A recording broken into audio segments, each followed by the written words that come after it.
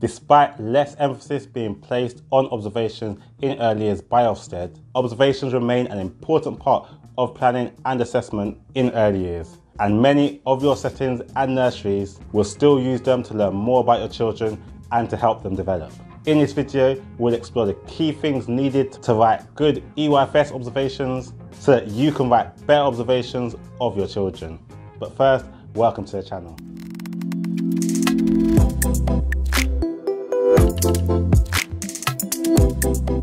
Welcome to the channel, Open Nursery, with myself, Kurt Liania, where I support you to open, run and grow your own childcare business.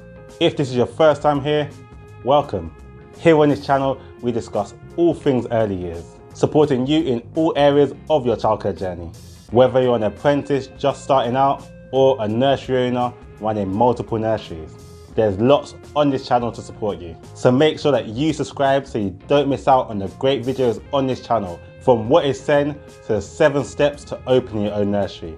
But in today's video, I'll be supporting you to write better observations in early years. Despite less emphasis being placed on observations by Ofsted, it still remains so important. Why?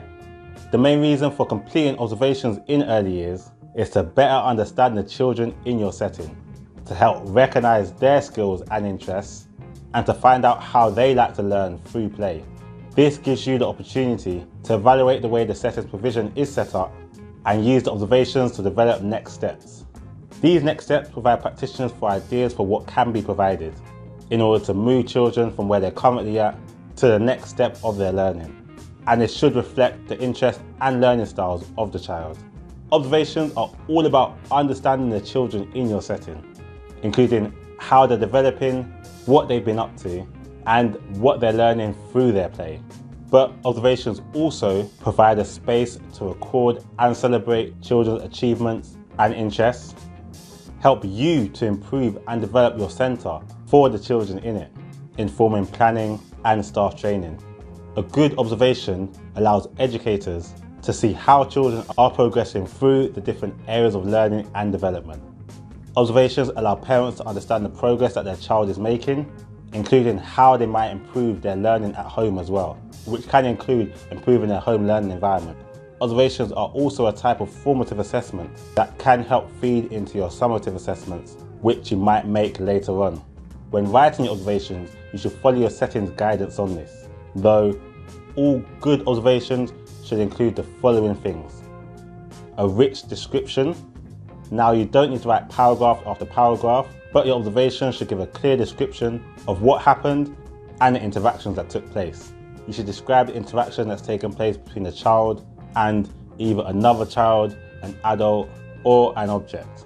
The description does not need to be long and cumbersome, but should paint a picture of the interaction that is occurring with the child. When writing your description, you should try to make sure that you can hear the child's voice in the observation and that you can get a feel for the child's play. And ask yourself, what does that mean for the child's learning? Quoting the child is an effective way to do this, as it clearly shows the child's ideas, thought processes, and how they engage with others and things around them. The observation should also include any progress the child may have made. You should make it evident as to why this particular activity or development event was relevant to this individual child and their progress or interests. Good observations give a clear insight to the child's learning, and over time they should paint a picture of how the child is progressing. When observing a child, try to look out for new skills that the child may be showing that hasn't been seen in previous observations, learning which builds upon a skill or knowledge, interest that the child demonstrates, and how they are showing the characteristics of effective learning in their play. It is important to also recognise if there are any areas that a child is having particular difficulty with, in order to be able to provide opportunities to rectify this. Use this to consider any skills that the child will benefit from practicing, such as counting or fine motor skills. For example, if you're observing a child using puzzles and during the time that you're observing, you are noticing that the child is finding it difficult to put 2 pieces together, this can be your opportunity to note this as a next step. Within the setting, either later on that day, later that week or that month, you can then provide opportunities for the child to practice their fine motor skills. This will help and encourage the child to build those muscles in their hand to help putting the puzzle together much easier. Whilst doing observations, you should also be thinking about the length of time that the child is spending at the activity, so how long they remain engaged with a particular thing. Describe exactly what they were doing, with details about words and resources that were used. You should also interpret and give information on what you're seeing. You will know your child and your children. Therefore, you will be best placed to understand and know what learning is taking place in that interaction. So try to make sure that your observations reflect this. This can include recognizing emerging skills that your child is showing, or it might be noticing a particular schema that the child is displaying an interest in. Or it could just be you explaining the thinking behind their actions. In observation, you can also include what you did too.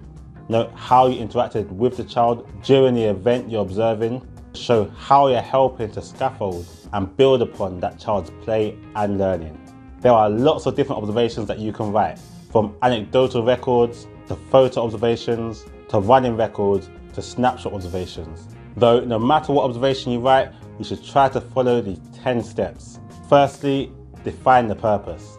Know your goal, whether that's to focus on a specific skill, interaction, or overall development. Align your goal or goals with the development areas listed in your curriculum. Secondly, choose your method. Choose an observation method that aligns with your curriculum and constraints, such as time, access to equipment, and child to practitioner ratio. Next, you should be setting the scene. Provide a brief description of the setting, so you can mention things like the time, the location, and the individuals involved. These create a better understanding of the environment and enable routine observations. During the observations, you should describe what you see, so describe the interest, the abilities, and skills of the children in the following ways. So describe what the children are doing, touching, and saying when they have free time, space, and resources. Note how children react to activities, surroundings, routines, and unexpected situations. Observe the child's interactions with adults and other children. Make notes on other ways that the child learns, such as schematic behaviours. And you can mention the child's temperament, such as their mood and their level of participation. The next step is to be objective. Try not to make assumptions about how the child might be feeling. Be objective and describe what is actually happening, so that you can give an accurate description in your observation. The 6th and 7th step is to talk about potential influences on their behaviour and to use clear and concise language. Once you've written observation, you should then reflect and analyse. After observing and taking notes, reflect on the development areas of the observation. Take note of what the observation implies and evaluate the progress so far. Next, you should share and collaborate. Recording the observation does not end the process. You can use the observation to create reports to share with parents, colleagues, and specialists. Sharing the reports can help to build a comprehensive understanding of the child, and you can use them to help set next steps for the child. And the final step is to stay flexible. Your observations of the child form a foundation for your planning. Children can change quickly and unexpectedly, which can make it impossible to plan for weeks ahead. Therefore, any plans and routines that you have made from the observation must remain flexible and adaptable. When writing observations, you can also use this useful acronym that I learnt from the family website, which is using the acronym SHARE. This is a good and easy way to help structure your observations. Firstly, start with the S, which is the spark. What started the moment? Then think about what happened, the H. Describe the moment and what went on. Next, the assessment. What is your assessment of the meaning of what happened? Then you have the response. What did you do in response to it to help extend or scaffold that moment? Then you have the end. What was the end result? What happened after your response? As a practitioner, your role is very important. In order to help support children in their development, it's important that you are able to recognise the learning that the child is engaged in, build on the learning of the child so that you can get the best of the teachable moment, and use open-ended questions to help the child to provide their reasoning and their ideas. In conclusion, observations should not be used as a tick box exercise just to say that they've been done. This in reality is what used to happen a lot before changes were made by Ofsted. And unfortunately, this does still happen. We should be moving away from targets about the number of observations that we have to do. For example, having to do 3 observations a week. And the aim for this is to make sure that the observations that we do are more meaningful. Remember, the purpose of observations are to provide information, such as next steps that help to inform decision making for planning within the setting, that we are able to move the child's learning on as quickly as possible. The insights that observations provide, such as a child's interests, skills, progression, or barriers to learning, are vital for setting up a provision that reflects the child's individual learning needs.